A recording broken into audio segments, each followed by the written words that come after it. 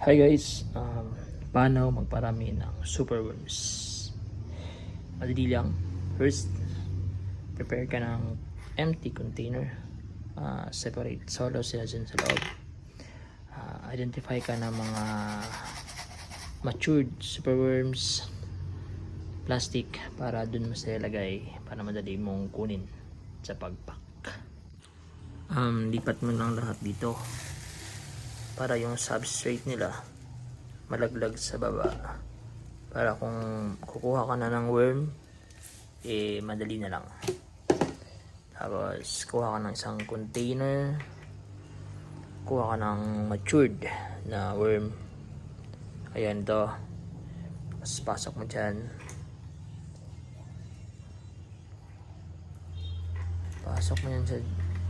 pasok mo siya dyan, tapos saraduan mo. Ganyan lang. Tapos lagay mo ng butas, isa or dalawa or tatlo. Tapos na yan. At least may oxygen sila. Then, ganun din gawin mo sa iba. Ayan. Kinulang tayo ng container. Marami pa tayong mga matured na superworms doon. So, ang technique is to separate them in a container para mabilis yung pag-pupate nila. At the same time, ilagay nyo sila sa madilim na lugar.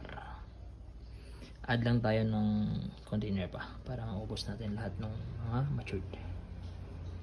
So, stock natin silang lahat sa isang malaking plastic na pag tinakpan nyo is didilim para mas mabilis ang pag-pupate or pag-transform nila into pupa and then into beetles. After 2 weeks, update tayo sa ating mga worms kung ano bang nangyari. So, abangers!